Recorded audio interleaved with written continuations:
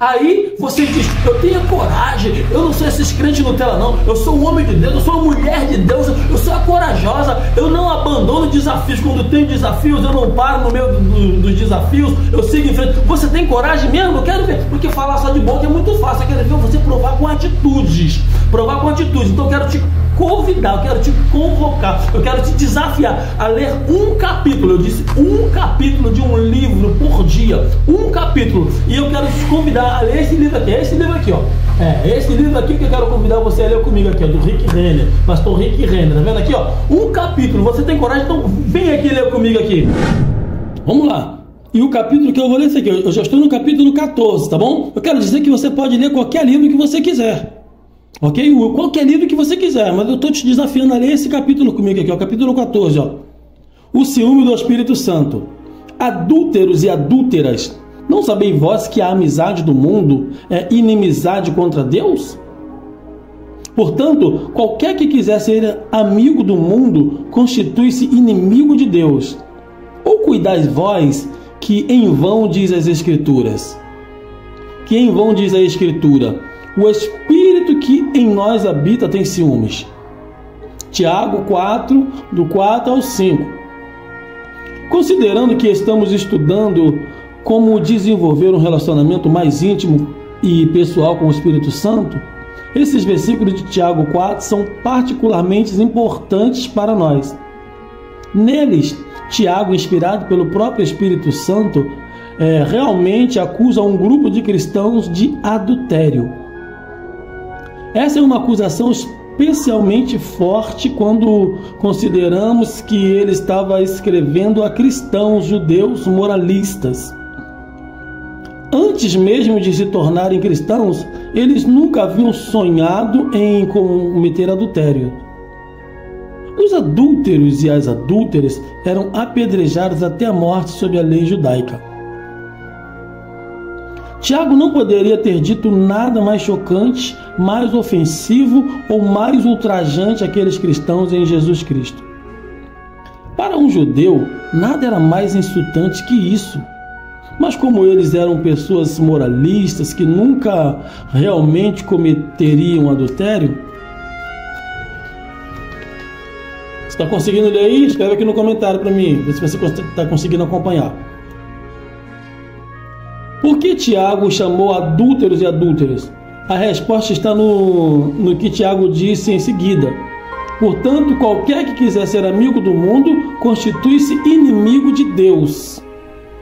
Aqueles cristãos haviam sido atraídos a um relacionamento impróprio com o mundo, para chamar a atenção deles e colocar esse ponto tão sério no coração deles. Tiago os chamou de adúlteros e adúlteras. A versão King James menciona adúlteros quando adulteras, mas a versão grega no Novo Testamento simplesmente diz vós adúlteras. Mais adiante neste capítulo eu mostrarei por que isso é importante. A palavra adúltera tem todo tipo de conotação como infidelidade, impureza e violação de um compromisso com o casamento, para criar apenas algumas. Normalmente, associamos o adultério com o cônjuge que se envolve em um relacionamento sexual fora do casamento. Quando essa traição à aliança de casamento é descoberta, o cônjuge violado sente uma mágoa tão profunda que nada mais no mundo pode ser comparado a ela. Até a morte de um cônjuge pode ser mais fácil de processar que a traição de um cônjuge que cometeu adultério. Sentimento de rejeição e mágoa de ser vítima de uma mentira, de ser enganado e traído, podem ameaçar consumir emocionalmente uma pessoa nessa situação. Essas são apenas algumas das emoções terrivelmente fortes e dolorosas que o cônjuge sente quando a santidade e a segurança do casamento foram jogadas fora de forma impulsiva pelo adultério ou pelo adúltero ou pela adúltera. Quando Denise e eu casamos, Denise é a esposa do escritor. Quando Denise e eu casamos, éramos os pastores dos adultos solteiros em uma grande igreja da denominação Batista do Sul. Desenvolvemos um programa para ajudar os que eram recém-divorciados. Aprendemos que a maioria dessas pessoas, olha só que interessante, a maioria dessas pessoas se sentiam como párias na igreja. Quando abrimos o coração para ministrar a elas, fizemos da vida após o divórcio uma ênfase bem conhecida do nosso ministério. As pessoas recém-divorciadas nos procuravam vinda de todo lugar. Em um ano, ministramos aproximadamente a 800 pessoas que haviam passado por um divórcio. Foi um período de ministério mais gratificante, porém mais problemáticos que já vivemos. Era gratificante ver pessoas que haviam sido tão rejeitadas e feridas sendo curadas pelo amor de Jesus Cristo. Mas era difícil para Denise e eu ouvirmos com tanta frequência o derramar das emoções agonizantes que aquelas pessoas preciosas estavam passando em resultado de serem traídas por alguém em quem confiavam. Depois, dia após dia, nós nos sentávamos e ouvíamos enquanto cada uma nos falava sobre sua história. Dentre centenas de casos, mais de 2/3 deles pareciam idênticos, tão idênticos que se eu quisesse, poderia eventualmente terminar a maioria das histórias deles antes mesmo de terminarem de contá-las. Repetidamente, aquelas pessoas queridas e emocionalmente destruídas, diziam coisas do tipo: simplesmente não sei como ele pode ter feito isso comigo. Depois de todos aqueles anos sendo fiel a ele, criando nossos filhos com ele e trabalhando para ajudá-lo enquanto ele estudava, como ele pôde fazer isso comigo? Dediquei minha vida a ele da melhor maneira que pude. Como ele pôde me deixar de lado e ir atrás de outra pessoa? Ou ouvíamos: como ela pôde fazer isso comigo depois de eu ter lhe dado tanto? Eu dei a ela meu amor, minha atenção, eu dei tudo que eu podia dar. Como ela pôde fazer isso? Em praticamente todas as sessões, Denise e eu ouvíamos as pessoas tentando expressar suas emoções intensas, vezes após vezes. Espero que vocês estejam conseguindo ler aí. Você é corajoso, irmão. Você ficou comigo até aqui? Rapaz, você é corajoso. Você é corajosa, hein? Parabéns. Ouvíamos coisas do tipo: sinto-me como se meu coração tivesse sido rasgado e pisoteado. Ou ouvíamos: sinto-me como se tivesse sido chutada no estômago e todo o ar tivesse sido retirado de mim. Chegamos à conclusão que a traição por parte de um cônjuge é possivelmente a pior traição de todas na existência humana. Nada parece ferir mais, cortar mais fundo ou durar por mais tempo que esse tipo de trauma emocional. Anteriormente, eu disse que explicaria por que o grego diz apenas adúlteras em vez de adúlteros e adúlteras. Tiago escreve seu livro para os membros da igreja que é a noiva de Cristo. De alguma forma que Tiago não descreve esse grupo de cristãos, havia saído do seu relacionamento com Cristo para encontrar realização e companheirismo com outra pessoa ou com outra coisa. Assim, eles haviam sido infiéis ao esposo, Jesus Cristo, e haviam se tornado adúlteras. O pecado nos afeta não apenas individualmente, mas também a habitação do Espírito Santo dentro de nós. Ele realmente se sente ferido e triste, como um esposo violado. Quando essa verdade se torna uma revelação para o nosso coração, ela mudará nossa atitude permissiva com relação ao pecado e fará com que tenhamos vidas mais consagradas para Jesus. Tiago chamou esses cristãos bons e moralistas de adúlteras, porque eles procuravam encontrar realização fora do seu casamento com Cristo. Eles estavam estragando suas mentes, seus corações e suas vidas, as coisas mundanas. Eles estavam estragando. Eles haviam cometido adultério espiritual. Estou procurando o melhor jeito para você poder acompanhar aí. O que é a amizade com o mundo? A palavra amizade vem da palavra philéu. Essa palavra traz consigo a ideia de uma afeição intensa que é desenvolvida entre pessoas que apreciam a companhia uma das outras. Ela descreve o amor entre os membros da família, assim como os outros relacionamentos humanos. Ela fala de duas ou mais pessoas que se conhecem, que têm uma afeição umas pelas outras e que estão ficando mais profundamente envolvidas na vida uma das outras. Geralmente a palavra filéu transmite a ideia de um amigo com quem você deseja ter relacionamento mais profundo. Em certo sentido, essa atração é tão grande que leva a pessoa a se preocupar com alguém ou com alguma coisa. Ela envolve dar atenção, tempo, devoção e amor a essa pessoa. É isso que a amizade requer se for um relacionamento a ser mantido ao longo dos anos. Esse é exatamente o estado sobre o qual Tiago estava falando quando disse: quem quiser ser amigo do mundo constitui-se inimigo de Deus. Tiago 4,4. Ele não estava julgando aqueles cristãos por terem gostos dispendiosos, trabalharem em bons empregos, desejarem boas coisas ou dirigirem belos carros. A expressão amigo do mundo não tinha a ver com possuir coisas. Em vez disso, tinha a ver com estar obcecado ou preocupado com as coisas desse mundo. Aqueles a quem Tiago escreveu essa epístola estavam ficando enredados no pensamento, no comportamento e nos bens materiais do mundo. Uma razão pela qual sabemos que eles estavam tendo dificuldade com a tendência ao mundo está nos versículos anteriores. Ali Tiago disse que as orações deles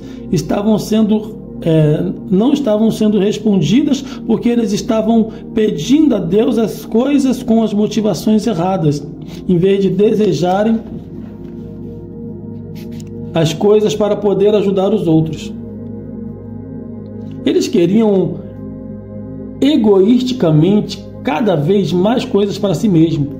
Tiago lhe disse: pedis e não recebeis, porque pedis mal, para o gastardes em vossos deleites. Tiago 4,3. Aquelas pessoas eram cristãos, judeus, que haviam sempre vivido vidas santas, mas na época em que isso foi escrito, parece que aqueles cristãos estavam sendo seduzidos pelas coisas do mundo. Esse processo de sedução havia progredido a ponto de eles estarem sendo atraídos para o mundo, de estarem obcecados por ele e preocupados com ele. Essa atração já havia se tornado tão grande que eles haviam entrado em uma amizade com o mundo. Eles haviam saído do seu relacionamento com Cristo para dedicar o coração e a mente deles a outra coisa. Eles haviam cometido adultério espiritual. Tiago não estava ensinando que ter bens, quer seja bons e errado. Em vez disso, ele estava nos dizendo que é errado ficar tão obcecado e preocupado com as coisas do mundo a ponto de não ter tempo ou desejo de pensar em nada mais. Flertar com o mundo eventualmente levará a uma conexão não santa com as coisas do mundo. Estar tão envolvido com o modo de vida da sociedade que o cerca a ponto de pensar como ela pensa, agir como ela age, buscar as mesmas coisas que ela busca, é adultério espiritual para com o Senhor Jesus Cristo. Ter bens materiais, status sociais e assim por diante na sua mão é uma coisa, mas ter essas coisas no seu coração é outra. Quando as coisas do mundo entram no seu coração e você passa a estar preocupado com elas, você cruzou uma linha muito séria. estamos terminando. Rapaz, você está comigo até agora? Meu Deus do céu, você é corajoso, corajosa mesmo, hein? Convencendo-se a pecar.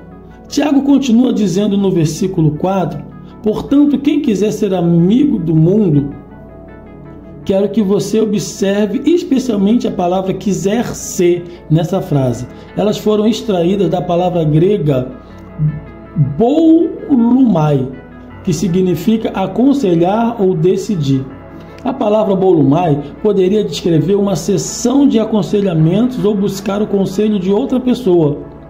Usada nesse versículo, a palavra boulumai deve descrever um conselho ouvindo você e aconselhando-o. Desta vez, o conselheiro é você. Você está aconselhando a si mesmo. A isso apresenta uma imagem de um cristão que está sendo seduzido pelo mundo. Em vez de dizer um não firme à impiedade, como Tito 2,12 instrui, ele opta por se aproximar mais do mundo para dar uma olhada mais de perto. Na essência, isso é flertar com o pecado, o que eventualmente leva à prática dele. Esse cristão sente a carne sendo atraída pelo mundo, mesmo sentindo a advertência do Espírito Santo para se retirar da situação e andar em santidade, ela ignora os apelos do Espírito para dar ouvidos à carne. Antes que essa pessoa se dê conta, ela está se convencendo a fazer o que sabe que é errado. Isso é muito sério, gente. Ela pode pensar consigo mesma: bem, eu provavelmente não deveria, mas apenas um pouco não vai fazer mal. Sei que isso provavelmente entristecerá o Espírito Santo, mas Deus me perdoará. Não posso acreditar que estou fazendo isso e sei que não deveria, mas vou fazer somente dessa vez. Meu Deus. O cristão literalmente se convence, em outras palavras, se aconselha a fazer o que sabe que é errado. Esse é o processo do pecado na alma. Ele é sedutor e enganador. Ele tenta seduzir a alma e deixar de lado as convicções piedosas e a seguir os diamantes, rapaz, quase que não sabe, a seguir os ditames da carne, para ceder os prazeres carnais que duram apenas por um instante. É verdade, é muito rápido, muito momentâneo. Rapaz, já estamos terminando, hein? Aleluia, que bom que você permaneceu, viu? Deixa eu ver, dá para ver aqui, acho que dá. A tentação do mundo. Tiago estava falando a cristãos que haviam aconselhados a fazer o que eles nunca haviam sonhado em fazer antes. Na essência, ele estava dizendo: se vocês se tornarem amigos do mundo, eis a razão. Vocês fizeram tantas pequenas exceções para si mesmo que agora o que os incomodava não os incomoda mais. Na verdade, ao longo do tempo, vocês se tornaram cristãos mundanos, com um pensamento mundano e um comportamento mundano. O mundanismo tenta nos envolver com seus braços. Nenhum de nós está isento da sua atração sedutora. Separe um instante para avaliar homens a si mesmo. Pense simplesmente nas coisas que você tolera na sua vida hoje e que você nunca teria tolerado há 10 anos. Você assiste a programas de televisão ou a filmes hoje que há 10 anos considerava pecado. Uma pergunta, né? Você é mais permissível no seu modo de pensar sobre o pecado hoje do que costumava ser? Existem áreas na sua vida que costumava estar mais incendiadas de amor por Deus, nas quais você fazia menos concessões anteriormente do que hoje?